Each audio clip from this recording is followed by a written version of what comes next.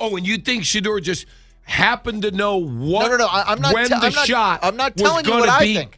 I will tell you what I think. You think he pre-planned that to get his face on camera? If Shedeur Sanders' reaction to the kicker was actually real, as you guys can see, Shedeur Sanders dapping up the kicker, and people are saying he was doing it for them. I'm going to play this video clip and let you guys hear Browns insider Tony Rizzo speak out about this situation, and then I'll give you guys my thoughts after. The Browns, they didn't let him go against the ones the whole time in training camp. There has to be a reason for this. And the only thing I can come up with is that he's not putting the work in off the field. Shedeur Sanders is once again in the middle of controversy, and this time it's impossible to ignore the ugly truth. It's pure racism. Every move he makes, every action he takes, is being twisted, exaggerated, and turned into fuel for critics who seem determined to spread hate. Recently, Shedeur showed nothing but class when he went over to talk to Andre Schmidt after his unfortunate mishap in the game. A genuine moment of sportsmanship. But instead of celebrating the gesture, instead of seeing it for what it really was, the Browns' agenda-driven machine has turned it into something ugly. They're actually pushing the narrative that it was staged, that it was pre-planned, that it was just another way to keep Shedeur in the spotlight. Seriously? How far does this hate have to go before people call it out for what it really is? The criticism has crossed the line, and it feels like no matter what Shedeur does, there's always someone waiting to tear it down. I want everyone to consider the source here. I'm not in the building. I don't know what the deal is. I'm a fan. I'm just looking at this from the outside looking in, and there's got to be something to it. There got to be. There was one. Consoling a teammate? That's not good, right? I give Shedeur a little bit of advice. Rizzo didn't mince words when he fired back at this so-called controversy. He went straight at it, exposing how absurd it is to claim that Shedeur's simple act of compassion was some kind of scripted stunt. According to Rizzo, this entire narrative is nothing more than a racist-driven agenda, completely detached from facts. He even questioned the legitimacy of the claims, reminding everyone that not a single person inside the Browns' locker room has ever backed up this nonsense, because there's simply no source to begin with. And then he made the most important point. Since when did showing support to a teammate become a crime? Twisting a genuine moment of sportsmanship into something negative only highlights one undeniable truth. The hate directed at Shedeur Sanders isn't just real, it's non-stop. And Rizzo's point stands, because when a white player does something similar, the reaction is completely different. Take Travis Kelce, for example. He stepped in to break up a minor scuffle during a training session, and the media praised him as a model of leadership and sportsmanship. I tend to think by Thanksgiving, he'll just potentially be the best quarterback they have, and the fans will be clamoring for him because it's not a very good team and they'll be losing games. And let's be real, this isn't anything new in the NFL. Black players have always been put under a harsher microscope, and even white players have played a part in fueling that narrative. Look at Tom Brady, for example. He openly took shots at black quarterbacks for the way they celebrated, and his words reopened old wounds that many believed were already closed. Instead, they've reignited conversations about the systemic problems that continue to plague the league.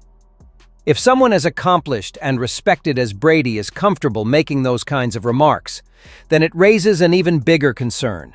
What exactly are the corporate owners saying and doing behind closed doors? Shedeur has become the latest target of this long-running pattern, and the penalties he's faced go all the way back to draft night. Racism played a role in how far he slid, once projected as a top pick, even in the conversation for the number 1 or number 2 overall spot. He instead tumbled all the way to the 5th round.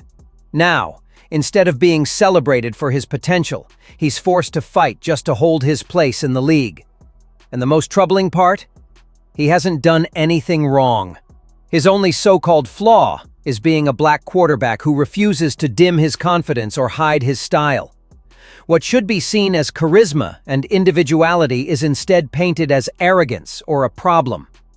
It's a painful reminder of the barriers that black players still face, where their skills get overshadowed by prejudice simply because they don't fit into the narrow mold the system expects. I'm sickened and I'm saddened by the way Shedeur continues to be treated in the National Football League. now by those sorry-ass Browns and sorry-ass Kevin Stefanski. And now, after everything he's already endured, the prejudice against Shedeur Sanders hasn't stopped. Fans are voicing their frustration, with many pushing for the Browns to move on and trade him. Even analysts are starting to echo that sentiment, saying it might be best to let the young quarterback find a place where he can actually play without constant distractions. The truth is becoming clearer. Shedeur still holds strong market value. Several teams are said to have real interest in him. You trade Shedeur Sanders. You clearly are not sold on him right now. You're not sold on the progress that he's making, even though you're saying, hey, we're happy with where he's at. I'm going to be livid if it goes down, by the way. If you believe, and many do, that the owner, he's the one that wanted Manziel. He's the one that did Deshaun Watson. He's the one that wanted Baker Mayfield. This is an ownership group that likes headlines at quarterbacks. Even Cam Ward stepped in to call out what's happening, pointing out that the NFL is running the same kind of narrative against Shedeur Sanders that he once experienced himself. Ward explained how the league and the media tend to target players who don't fit the traditional mold, especially when they dare to challenge the status quo. In his view, Shedeur is being misrepresented in the exact same way. His image twisted, his skills downplayed, all because of his confidence, his style, and the fact that he's a black quarterback who refuses to conform.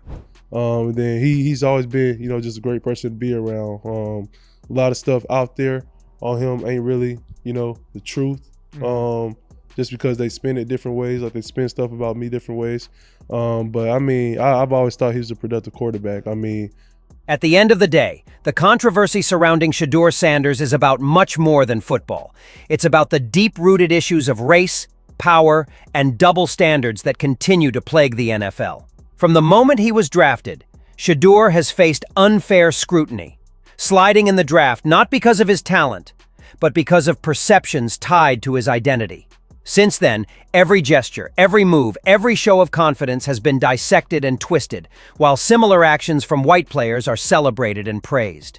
Analysts, fans, and even fellow athletes like Cam Ward have spoken out, exposing how the league and its media machine fuel narratives that undermine black quarterbacks who refuse to conform. Despite all this, Shedeur's value remains undeniable. The owners know it, the fans see it, and other teams are already expressing interest. The Browns may try to control the narrative, delay his start, or frame him as a problem. But they cannot erase the fact that Shedeur has the talent and charisma to be a franchise quarterback. His journey reflects the larger struggles black athletes continue to face, but it also shows his resilience. One way or another, Shedeur Sanders will rise above the noise. What do you think about all of this? Do you believe Shedeur Sanders is being unfairly targeted because of his race and style of play? Or do you think the criticism is justified?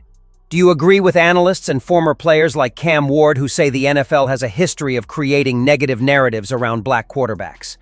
And most importantly, where do you see Shedeur's future?